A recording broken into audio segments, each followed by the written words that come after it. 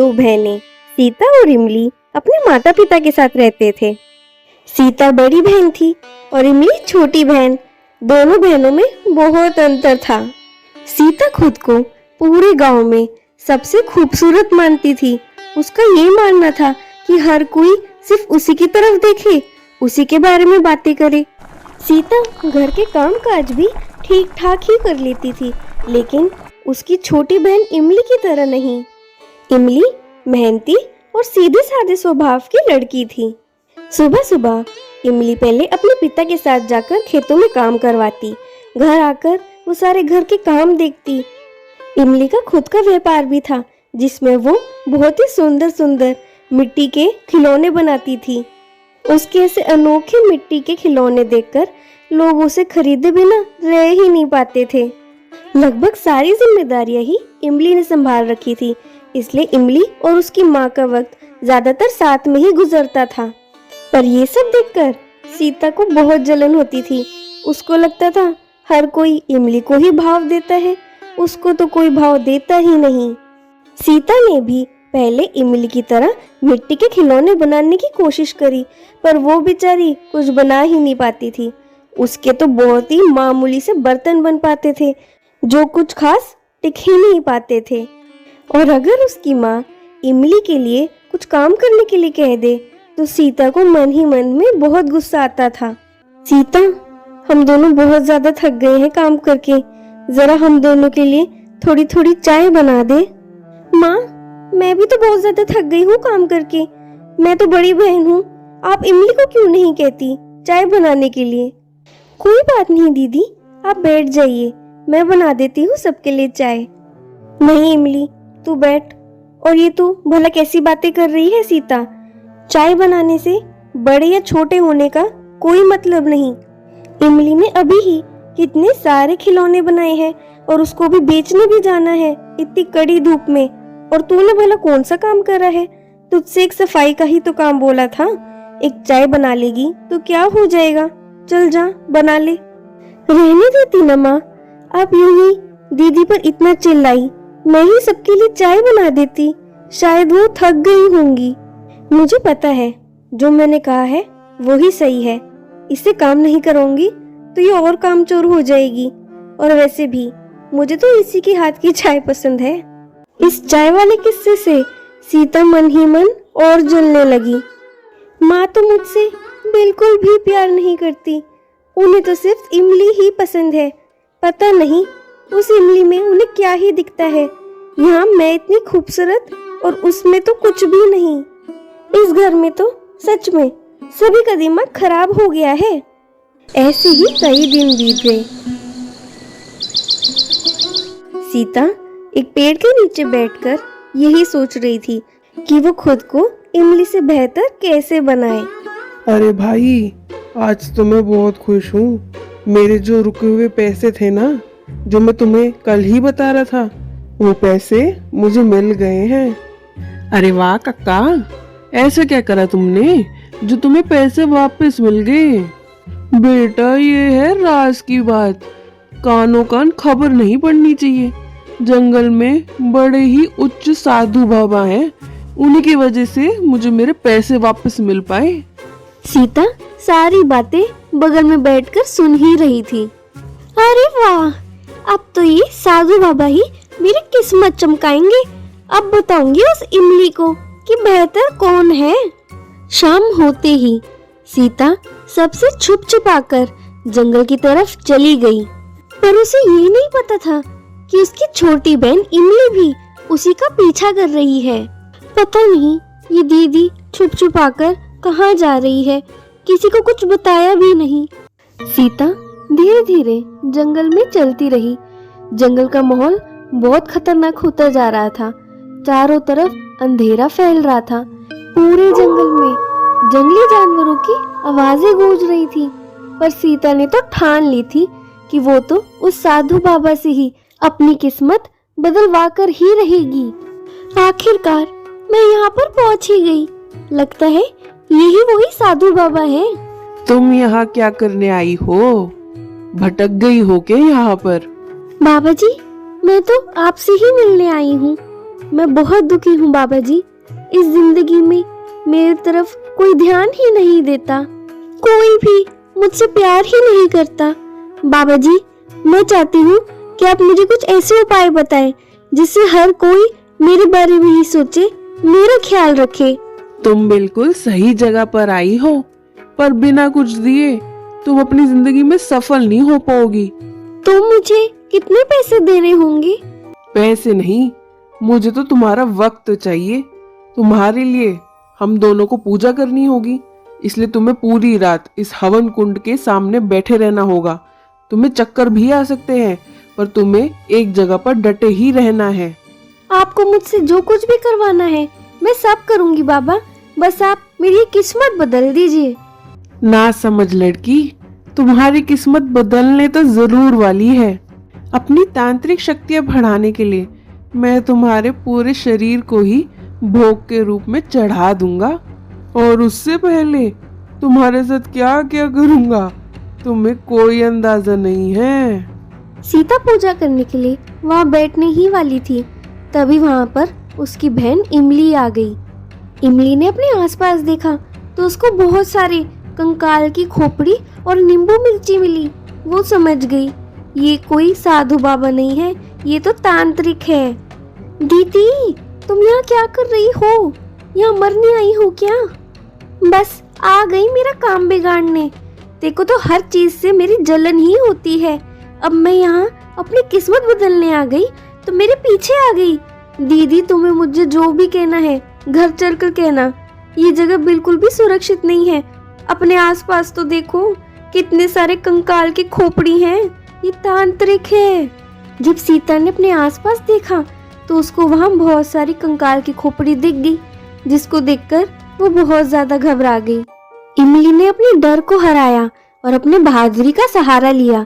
उसने वहाँ पड़े हुए एक दीवे को उठाकर उस तांत्रिक की झोपड़ी की तरफ फेंक दिया, जिससे उसकी झोपड़ी में आग लग गई। जैसे ही उस तांत्रिक का ध्यान भटका, दोनों बहनें वहाँ से फटाफट भाग गईं।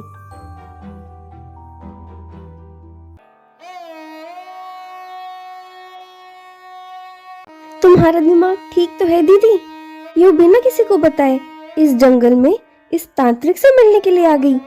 नहीं इमली, मेरा विश्वास कर, मुझे नहीं पता था कि एक तांत्रिक है। मैंने तो किसी की बात सुनी, उसी से पता चला कि यहाँ पर कोई साधु बाबा है जो हर किसी की इच्छा पूरी करते हैं। तो भला तुम्हें क्या जरूरत पड़ गई? तुमने मुझे भी नहीं बताया। माँ को पता चलता तो तुम्हें पता है ना कितना गुस्सा करती। तुम्हें कोई अंदाजा नहीं है दीदी, तुम्हारे साथ क्या क्या हो सकता था। सच में मेरी तो किस्मत ही खराब है। मुझे तो कहीं से भी सुख मिल ही नहीं सकता। दीदी, तुम मुझे तो बताकर देखो, मैं तुम्हारी मदद करूंगी। तुम्हें क्या चाहिए? सीता उदास और खामोश ही रही। अच्छा दीदी, तुमने वो कहानी तो सुनी होगी ना, उस जादुई वट वृक्ष की जो हर किसी की इच्छा पूरी कर देता है। और ये चमत्कार भी तो सिर्फ पूर्णिमा की रात को ही होता है। तो क्यों ना हम दोनों मिलकर उस जादुई वट वृक्ष के पेड़ को ढूंढें? वो पेड़ तुम्हारी इच्छा जरूर पूरी कर देगा। ये बात सुनकर सीता के मन को थोड़ा अच्छा लगा और दोनों बहनें उस वट वृक्ष की खोज के लिए निकल गए। उस वातावरण से सुंदर और कुछ भी नहीं था। वो पेड़ इतना ज्यादा चमक रहा था कि हर कोई इसको देखकर खो जाए। आखिरकार तुम्हारी जिंदगी तुम्हें मेरे पास खींच कर ले ही आई। अब तुम्हारे जीवन में एक नया मोड़ आएगा। दीदी, तुम्हें क्या इस पेड़ से कोई आवाज सुनाई दे रही है? कैसी बातें कर रही है? पेड़ भी भला बोलते हैं क्या? तू भी ना क्या क्या बातें करती है। नहीं नहीं दीदी, सच में इस पेड़ से मुझे बहुत ही साफ आवाज सुनाई दी है। ये कह रहा है कि किस्मत बदलने वाली है। किस्मत बदलने वाली है? ये तो पक्का मेरे बारे में ही बात कर रहा है। पर अगर ये बोल रहा है तो मुझे क्यों नहीं सुनाई दिया? कहीं मेरे कान खराब तो नहीं हो गए? उस पुराने वट वृक्ष ने अपना जादू दिखाया और उन दोनों बहनों के सामने एक अमृत का कलश रख दिया जिसमें इतनी शक्ति थी कि वो एक जिंदगी में खुशियां ही खुशियां भर दे। फिर क्या था, सीता के मन में तो लड्डू फूटने लग गए। उसको लगा कि उस जादुई पेड़ ने ये कलश उसके लिए दिया है, इसलिए वो उस कलश के पास जाती है और अमृत पीने के लिए अपना मुंह खोलने लगती है। पर उसके हाथ ही वो अमृत का कलश पकड़ नहीं पाते क्योंकि उसके हाथ जलने लग जाते हैं। ये भला कैसा मजाक है इस पेड़ का, मैं तो इस कलश को ही नहीं पकड़ पा रही। इस कलश का हकदार वही है जो असल जिंदगी में नेक और ईमानदार है। इस अमृत की हकदार और कोई नहीं, इमली है। नहीं नहीं वटवृक्ष, कृपया करके मेरी बहन पर इतनी कठोरता ना दिखाएं। ये अमृत मेरी बहन को ही दे दीजिए। मेरी खुशी तो मेरी बहन की खुशी में ही है।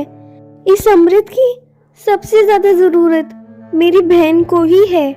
वाह इमली, तू तो कितना अच्छा नाटक कर लेती है। कितना नाटक करेगी कि तू मेरे बारे में सोचती भी है। अपना ये झूठा रूप मेरे सामने मत दिखा। मुझे अमृत नहीं मिला तो क्या हुआ, तुझे भी मैं अमृत नहीं लेने दूंगी। अब तक तो तुम्हें पता चल ही चुका होगा कि सीता ऊपर से नीचे घमंडी, अकड़ू और जलन से भरी पड़ी है। अगर मैं सीता को अमृत दूं तो इमली खुश हो जाएगी, लेकिन अगर मैं इमली को अमृत दे रहा हूं तो सीता तो पूरी जल भून रही है। जो इंसान दूसरों की सफलता से जलता हो वो बेचारा कभी खुश रह ही नहीं सकता, क्योंकि वो अपनी पूरी जिंदगी दूसरों से जलने में ही निकाल देता है। ये बात सुनकर सीता की आंखों में आंसू आ गए, क्योंकि उसको इस बात का एहसास हो रहा था कि वट वृक्ष की बातें बिल्कुल सच थी। हे वट वृक्ष, भले ही मेरी बहन में कुछ कमी है, पर मेरी बहन दिल से बुरी नहीं है। आप मेरी बहन पर इतनी ही दया कर दीजिए कि मेरी बहन का मन शांत रहे, उसका मन कहीं भी इधर उधर ना भटके जिससे उसको चोट पहुंच रही है। ठीक है, ये मेरी जड़ की माला है। अगर तुम इसे पहने रखोगी तो तुम्हें कभी भी किसी से जलन नहीं होगी, किसी के प्रति गुस्सा नहीं उठेगा। लेकिन इसका असर सिर्फ कुछ समय के लिए ही है। अपने अंदर सुधार तुम्हें खुद ही लाना होगा। दीदी, तुम बिल्कुल भी चिंता मत करो, ये माला अब तुम्हारी रक्षा करेगा। और देखना, हम दोनों खूब मेहनत करेंगे और अगली बार फिर से तुम्हारे लिए अमृत पाने की कोशिश करेंगे। नहीं इमली, मुझे समझ आ गया है कि मैं कितने गलत रास्ते पर चल रही थी। मुझे माफ कर दे इमली। कहाँ तू मेरे लिए वट वृक्ष से प्रार्थना कर रही थी कि मुझे ही अमृत मिल जाए, मेरी ही खुशियों का ख्याल रख रही थी, और मैं तुझसे ही तेरी खुशियां छीनना चाहती थी, तुझे परेशान करना चाहती थी। तू तो कितनी ज्यादा मेहनत करती है और तेरे मुकाबले तो मैं कुछ भी नहीं करती। कमी मुझ में ही थी। इस अमृत की हकदार तू ही है, तू इसे पी ले। इमली ने उस अमृत को पिया और उस वट वृक्ष का खूब खूब आभार करा। दोनों बहनें अपने घर वापस चली गईं। ऐसे ही एक हफ्ता बीत गया। सीता ने अपना घमंड तोड़ा और इमली से मिट्टी के खिलौने बनाने सीखे। अब दोनों बहनें साथ में मिलकर मिट्टी के खिलौने बेचा करती।